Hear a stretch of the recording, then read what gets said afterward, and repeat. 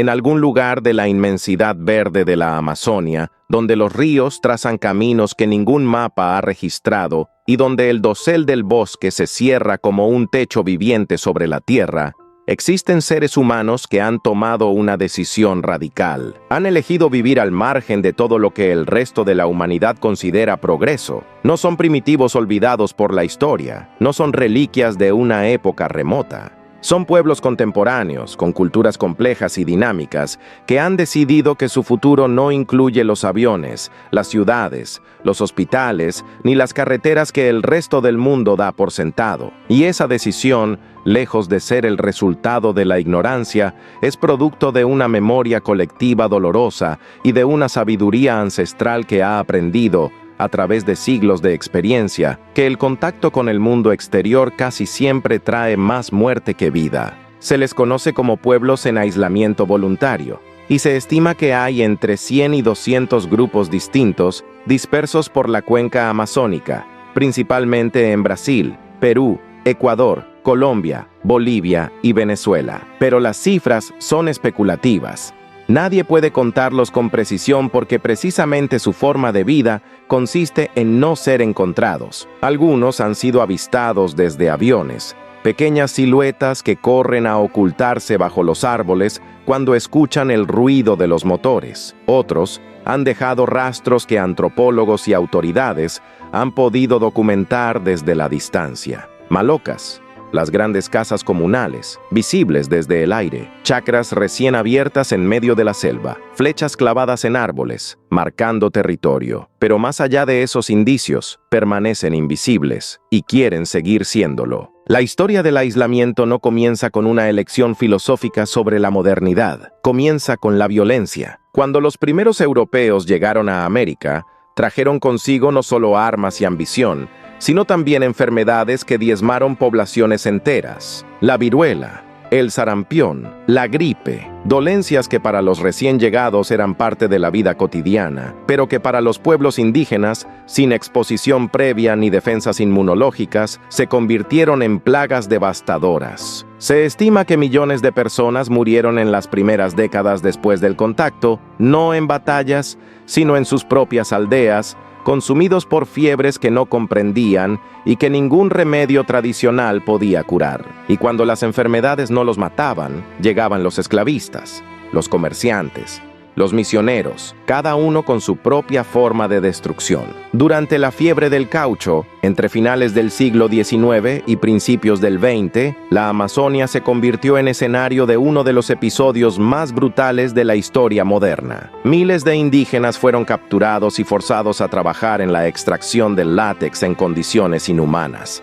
Los que se resistían eran torturados o asesinados. Familias enteras fueron separadas. Comunidades enteras fueron borradas del mapa. Los relatos de esa época, documentados por investigadores y periodistas que se atrevieron a denunciar los abusos, describen horrores que aún hoy cuesta leer. Y aunque la fiebre del caucho terminó cuando las plantaciones de Asia comenzaron a producir látex más barato, la violencia contra los pueblos indígenas no cesó. Cambió de forma, adoptó nuevos nombres, pero continuó. La construcción de carreteras, la colonización agrícola, la extracción de petróleo, la minería de oro. Cada nueva oleada de desarrollo trajo consigo la misma vieja historia de despojo y muerte. Es en ese contexto que muchos pueblos tomaron la decisión de retirarse. Se adentraron en las zonas más remotas de la selva, en territorios donde los ríos son rápidos y peligrosos, donde la vegetación es tan densa que caminar unos pocos kilómetros puede llevar días enteros. Allí establecieron un perímetro invisible pero efectivo. Aprendieron a detectar la presencia de extraños desde lejos,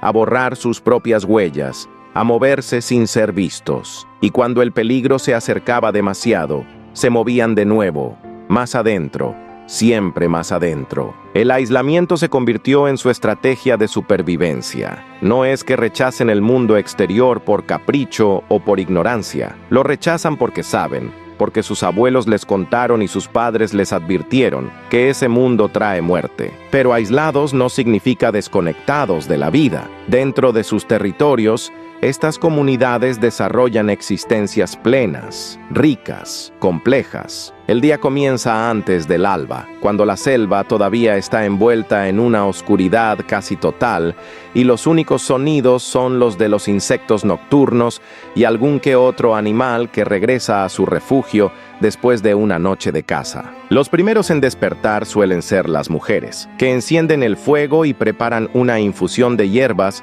o calientan lo que quedó de la comida del día anterior. El fuego es el centro de la vida doméstica. Es calor en las noches frías, es luz cuando cae la oscuridad, es protección contra los insectos y los animales que se acercan demasiado. Pero sobre todo, es el lugar donde la familia se reúne, donde se cuentan historias, donde se transmite el conocimiento. Cuando la luz comienza a filtrarse entre las copas de los árboles, los hombres se preparan para la caza. Toman sus arcos, fabricados con madera de palmera negra, resistente y flexible. Revisan las flechas, talladas con precisión, con puntas envenenadas extraídas de plantas que solo ellos conocen. Algunos de estos venenos son tan potentes que pueden paralizar a un mono en segundos o derribar a un tapir en cuestión de minutos. Pero el conocimiento de cómo prepararlos, de qué plantas usar, de en qué proporciones mezclarlas, es información celosamente guardada,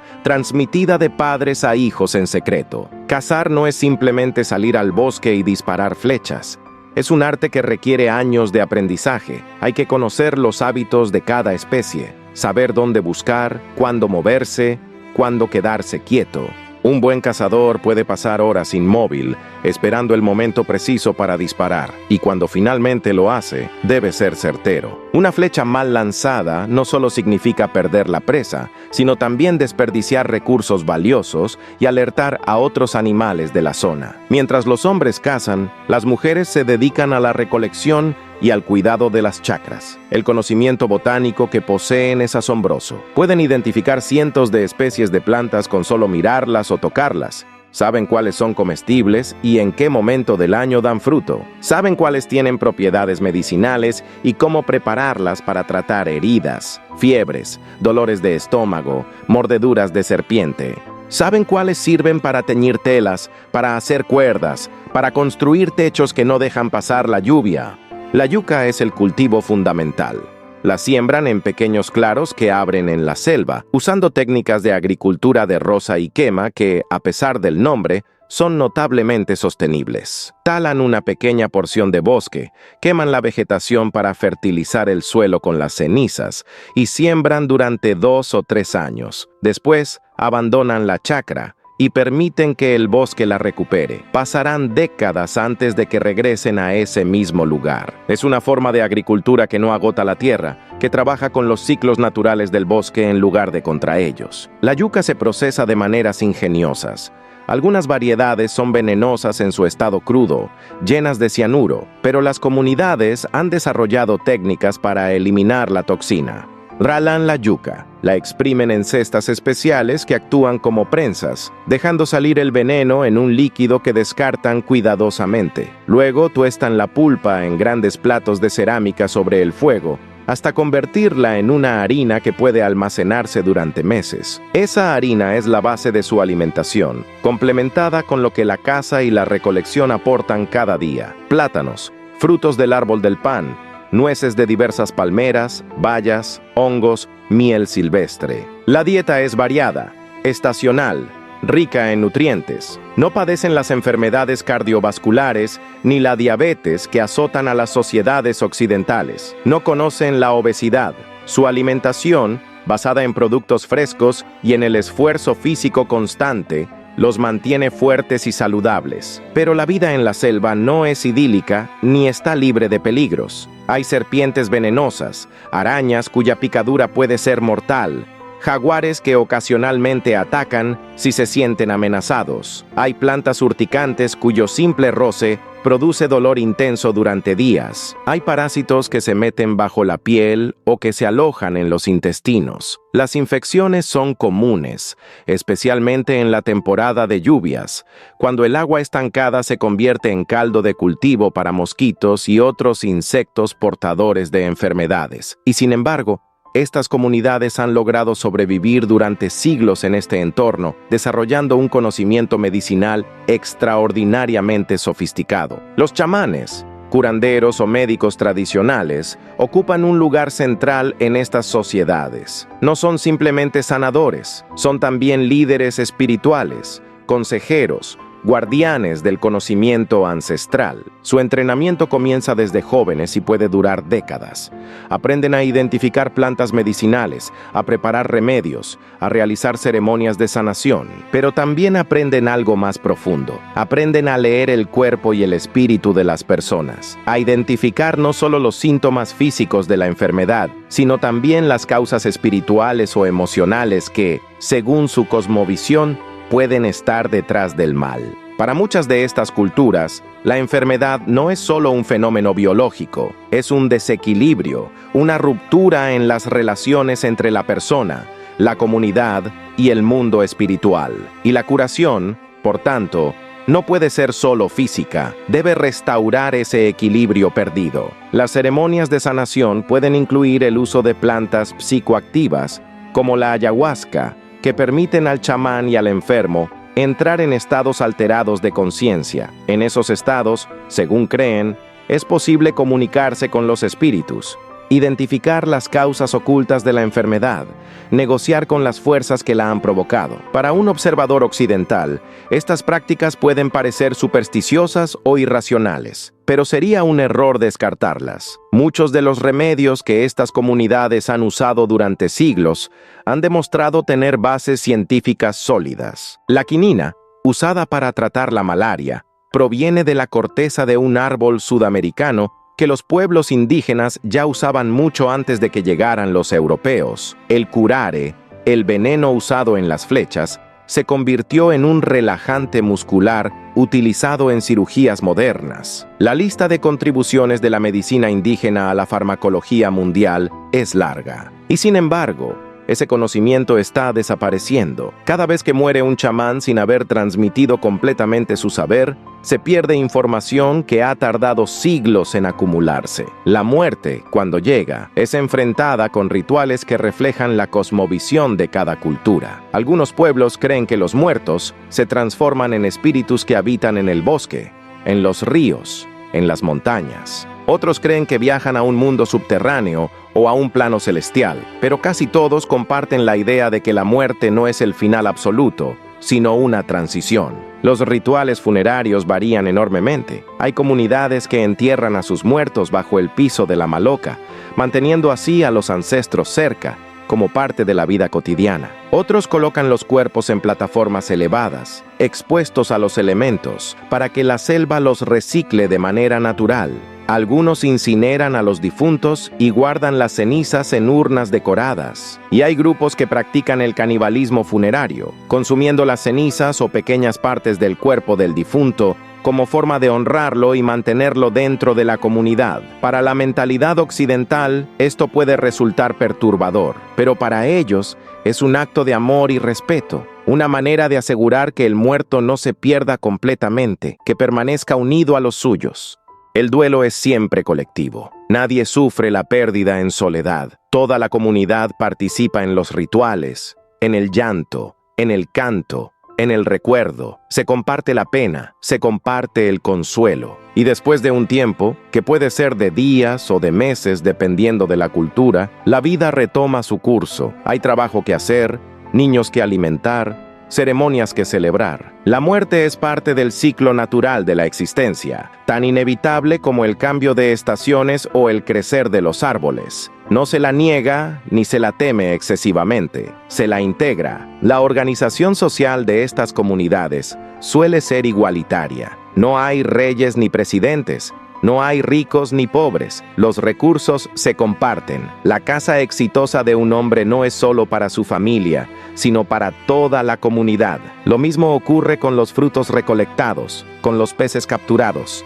Esta forma de organización no es producto de una ideología política, sino de una necesidad práctica. En la selva, la supervivencia depende de la cooperación. Un individuo solo tiene pocas posibilidades de sobrevivir, pero un grupo que trabaja junto, que comparte información, que se apoya mutuamente, puede prosperar. Por eso las decisiones importantes se toman en conjunto, en largas discusiones donde todos tienen voz. Los líderes no imponen su voluntad, persuaden, proponen, guían. Su autoridad se basa en el respeto ganado, no en el poder heredado o en la fuerza. Los niños crecen con una libertad que muchos padres occidentales encontrarían alarmante. No hay horarios estrictos, no hay castigos físicos, no hay órdenes gritadas. Los niños aprenden observando, imitando, experimentando. Si un niño quiere acompañar a los adultos a la casa, puede hacerlo. Si prefiere quedarse jugando en el río, también está bien. Hay una confianza fundamental en que los niños aprenderán lo que necesitan aprender cuando estén listos para ello. Y esa confianza se ve recompensada. A los 10 o 12 años, muchos niños ya son capaces de contribuir significativamente a la economía familiar. Pueden cazar animales pequeños, pescar, trepar árboles para recolectar frutos, ayudar en las chacras. Las niñas aprenden las habilidades que necesitarán como mujeres adultas, a tejer cestas tan apretadas que pueden contener agua, a identificar plantas, a preparar comida, a cuidar a los hermanos menores. Pero también juegan, ríen, inventan juegos con hojas, piedras, semillas. La infancia no es un período de adiestramiento intensivo, es un tiempo de exploración y alegría, con el aprendizaje integrado naturalmente en la vida cotidiana. Sin embargo, toda esta forma de vida, milenaria y probada, está bajo una amenaza existencial. La frontera agrícola avanza sin cesar. Cada año, miles de hectáreas de selva amazónica son taladas para dar paso a pastizales para ganado, a plantaciones de soja, a cultivos de palma aceitera. Las carreteras atraviesan territorios que antes eran inaccesibles, abriendo el camino a colonos, a empresas madereras, a especuladores de tierras. Y detrás de ellos viene la violencia, porque estas tierras, según la ley de varios países, pertenecen o deberían pertenecer a los pueblos indígenas que las han habitado desde siempre. Pero los intereses económicos no respetan leyes, y los gobiernos muchas veces no tienen la voluntad o la capacidad de hacerlas cumplir. La minería ilegal, especialmente la extracción de oro, es particularmente destructiva. Los mineros ingresan a territorios protegidos armados con dragas, con motores, con toneladas de mercurio que usan para separar el oro del sedimento. El mercurio contamina los ríos, envenena los peces, entra en la cadena alimentaria. Los pueblos que dependen de esos ríos para beber, para pescar, para bañarse, comienzan a enfermar con dolencias extrañas. Niños que nacen con malformaciones, adultos que pierden la memoria, que desarrollan temblores inexplicables. Y cuando las comunidades aisladas se topan con los campamentos mineros, el encuentro casi siempre es violento. Hay disparos, hay muertos. A veces son los indígenas quienes atacan, defendiendo su territorio. Otras veces son los mineros quienes disparan primero, considerando a los nativos como obstáculos que deben ser eliminados. Y luego están las enfermedades. Este es quizás el aspecto más trágico y más difícil de comprender para quien no está familiarizado con la inmunología básica. Durante siglos, estas comunidades han vivido en un relativo aislamiento biológico. Han estado expuestas a los patógenos propios de su entorno, a las enfermedades que circulan localmente, pero no han estado expuestas a los virus y bacterias que circulan en las poblaciones urbanas. No han desarrollado defensas contra la gripe, contra el sarampión, contra la tuberculosis, contra el COVID. Para nosotros, estas son enfermedades comunes. Molestas, sí, a veces graves, pero generalmente manejables. Para ellos, pueden ser sentencias de muerte. Hay casos documentados de comunidades enteras diezmadas por brotes de gripe después del contacto con forasteros. En una ocasión, en los años 70, un grupo de misioneros evangelizadores hizo contacto con una comunidad aislada en Brasil. Su intención era buena. Querían llevarles el evangelio, ofrecerles medicinas, ayudarlos. Pero uno de los misioneros estaba incubando un resfriado. En pocas semanas, más de la mitad de la comunidad había muerto. El contacto forzado, ese momento en que los mundos colisionan sin que haya habido tiempo para prepararse, es casi siempre catastrófico. Los sobrevivientes quedan traumatizados, desorientados. Han perdido a los seres queridos. Han visto colapsar su forma de vida. Muchos caen en la dependencia del alcohol o de drogas, buscando alivio a un dolor que no pueden procesar. Otros terminan viviendo en las periferias de pueblos y ciudades, mendigando, sin tierra, sin identidad clara, atrapados entre dos mundos y sin pertenecer realmente a ninguno. Y con ellos desaparece algo más. Desaparecen lenguas, porque cada una de estas comunidades habla su propio idioma, a veces ininteligible para las tribus vecinas. Lenguas con estructuras gramaticales únicas, con vocabularios especializados que reflejan siglos de observación detallada del entorno. Cuando muere el último hablante de una lengua, se cierra una ventana al conocimiento. Se pierde una forma única de categorizar la realidad, de entender el mundo. Se calcula que en los últimos 500 años, más de 1000 lenguas indígenas han desaparecido en América, y el proceso no se ha detenido. Cada año, varias lenguas más se extinguen. Con ellas se van mitos, canciones, poemas, conocimientos prácticos, formas de pensar. Es una biblioteca que arde una y otra vez en silencio, sin que la mayor parte del mundo se dé cuenta o le importe. Y lo que hace que esto sea aún más doloroso es que es completamente evitable. No es el resultado de fuerzas naturales inevitables, es el resultado de decisiones humanas.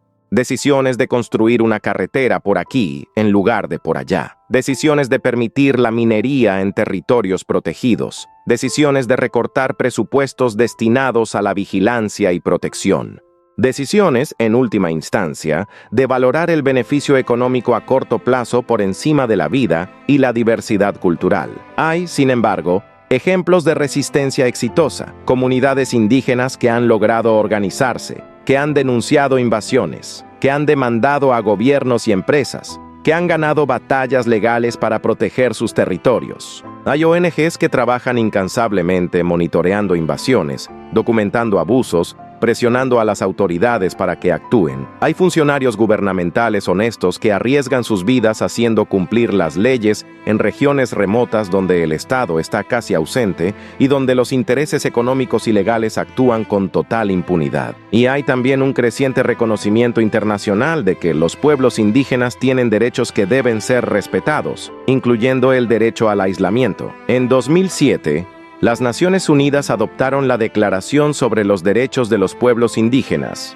un documento que reconoce, entre otras cosas, el derecho de estos pueblos a la autodeterminación, a sus tierras, a mantener sus propias instituciones culturales. Varios países de América Latina han incorporado estos principios en sus legislaciones nacionales. Brasil, Perú y Ecuador tienen políticas específicas para la protección de pueblos en aislamiento voluntario, que incluyen la creación de reservas territoriales donde está prohibida cualquier actividad extractiva o de contacto. Cuando estas políticas se implementan seriamente, funcionan. Las comunidades pueden seguir viviendo según sus propias normas, los bosques se mantienen en pie, la biodiversidad se preserva. Pero la implementación seria requiere recursos, voluntad política y una vigilancia constante. Y esos elementos son frágiles, dependientes de gobiernos que cambian, de presiones económicas que fluctúan, de prioridades que se reordenan con cada ciclo electoral. El cambio climático añade una capa adicional de urgencia a esta situación. La Amazonia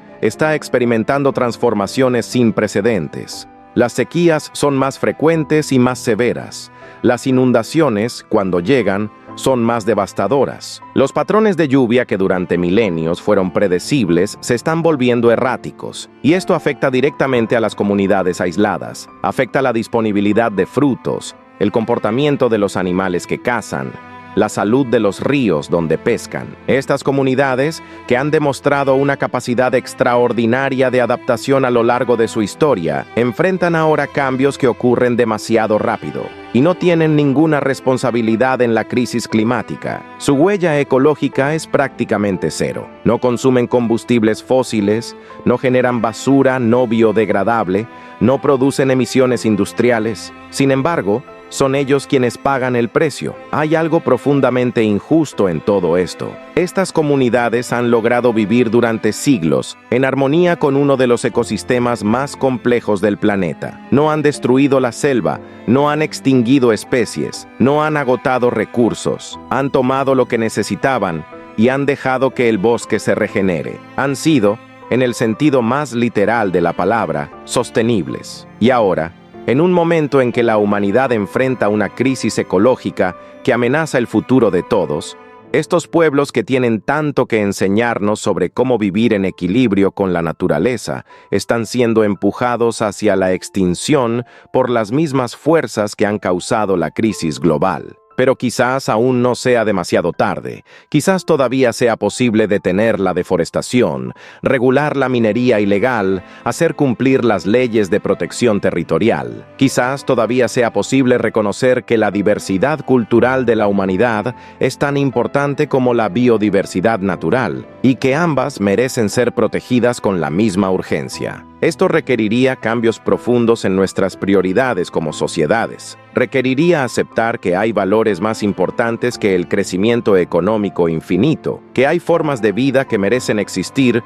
aunque no contribuyan al Producto Interno Bruto, que el derecho de un pueblo a vivir según sus propias normas es más fundamental que el derecho de una empresa a explotar recursos en cualquier lugar del planeta. En las profundidades de la selva amazónica, en este preciso momento, hay niños jugando en ríos cristalinos, hay ancianos contando historias alrededor del fuego, hay mujeres tejiendo cestas con patrones que han pasado de generación en generación durante siglos, hay hombres rastreando animales con una habilidad que ninguna tecnología puede replicar. Están viviendo vidas plenas, ricas en significado, conectadas profundamente con el lugar que habitan. No nos necesitan, no nos han pedido que los salvemos, que los eduquemos, que los modernicemos. Lo único que necesitan es que los dejemos en paz, que respetemos las fronteras que han trazado, que defendamos sus territorios de las invasiones, que entendamos que su elección de vivir aislados no es ignorancia,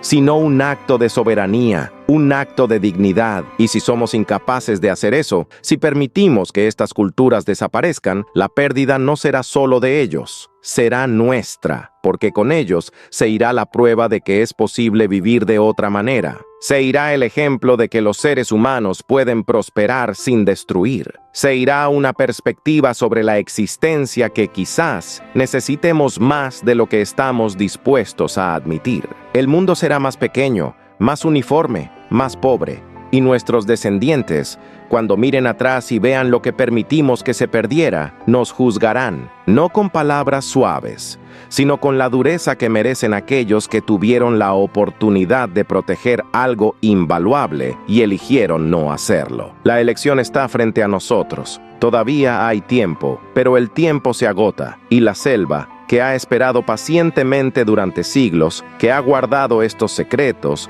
que ha protegido a estos pueblos, no puede esperar para siempre. La pregunta no es si estos pueblos pueden sobrevivir. La pregunta es si nosotros tenemos la decencia, la sabiduría y el coraje para dejarlos vivir. Si este relato te ha hecho reflexionar, si te ha conmovido, si te ha abierto los ojos a una realidad que quizás desconocías, compártelo, habla de ello, porque el primer paso para proteger algo es conocer que existe, y el segundo es decidir que su existencia importa. Estos pueblos no tienen voz en nuestros parlamentos, no tienen representantes en las Naciones Unidas, no pueden defender su causa en nuestros medios de comunicación, pero existen. Están ahí y merecen que su derecho a existir sea respetado, que su elección de vivir según sus propias normas sea honrada, que su sabiduría ancestral sea valorada, no por caridad, sino por justicia, no por nostalgia romántica, sino por reconocimiento de su humanidad plena. Suscríbete si quieres seguir descubriendo historias que importan. Comenta qué te ha parecido, qué te ha sorprendido, qué te ha hecho pensar y sobre todo, recuerda que la información es poder, pero solo si conduce a la acción. En este caso, la acción más poderosa puede ser simplemente esto: reconocer que hay formas de ser humano que son diferentes a la nuestra, y que esa diferencia no es una amenaza, sino una riqueza, una prueba de la extraordinaria capacidad de nuestra especie para adaptarse, para crear, para encontrar significado en los lugares más diversos del planeta. Y que proteger esa diversidad no es solo proteger a otros, es protegernos a nosotros mismos de un futuro donde solo exista una forma de vivir, un solo idioma que valga la pena hablar, un solo camino que valga la pena recorrer. Un futuro que francamente no vale la pena heredar.